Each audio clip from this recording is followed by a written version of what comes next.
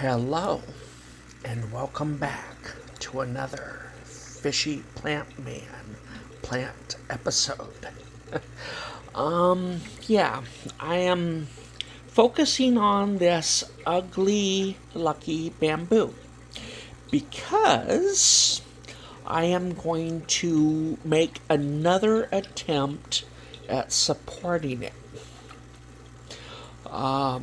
Even though I decided I wasn't going to feed the aquarium this winter. And by feed the aquarium, I mean not the fish, which there's currently no fish to feed. But by feeding the aquarium, I mean I'm feeding the plants, essentially. Not only the plants in the aquariums, but things that are out of the aquariums. Like not too far away, we've got this basket plant in a pot. So if I feed the aquarium, then, I take water from the aquariums, water the basket plant, effectively feeding the basket plant. So, why am I going to feed it even though I didn't think I was? Well, this plant looked healthy enough when it was cut, despite the fact that the stalk was dying from the bottom up. I cut it above the yellowing and put it in here hoping that it would just grow roots and take off. It didn't. It continued to yellow. Now, this leaf is completely yellow.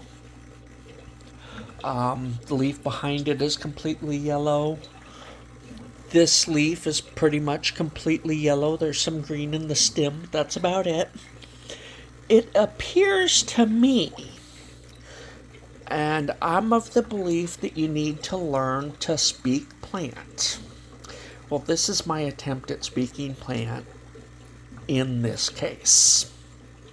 It appears that the plant is pulling energy from higher up, all the way up here at these leaves, and pulling it down,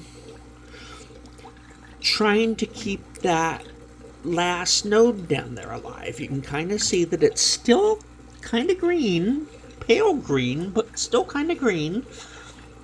It looks like it's taking energy from the leaves to try to support itself. Well, clearly, it is nearly out of leaves. It's got this one somewhat mature leaf that if I turn it, it seems to be losing all of its energy. It looks okay, but it seems to be failing. And aside from that, you just got this baby leaf. So if it's pulling energy back from the leaves to try to save itself, and it really should just grow roots already, but I will go ahead, feed the aquarium, give it some nutrients, and, maybe it'll be just enough to save this plant. On my growing scale, 3.0 working its way all the way down to 0.0. Yeah, that would be dead. I've got this plant at a 0.1. It can't really die any fast. Well, I guess I'll go ahead and put it at a 0.2 because it's not dying as fast as it was when the stalk turned in just a couple of days. But it's down there. It really can't go backwards any further, and I pretty much consider it dead already. But we will try this one last thing. What is the food? Well, it's right here in this fourth of a teaspoon Yeah, 1/4 cup teaspoon. It's got marine aquarium salt. Not just aquarium salt, but marine aquarium salt. It's got a whole bunch of extra stuff in it to keep corals and things alive. And it seems to help my plants. It was an accidental discovery back when I had a saltwater aquarium, and my plants started doing better. I'm not going to tell that story, but I linked it back to the marine aquarium salt. So, when I feed, it gets just this, pretty sure it's a fourth of a, I can't see it. Pretty sure it's a fourth of a teaspoon though. So, I'm going to go ahead and put that in the water.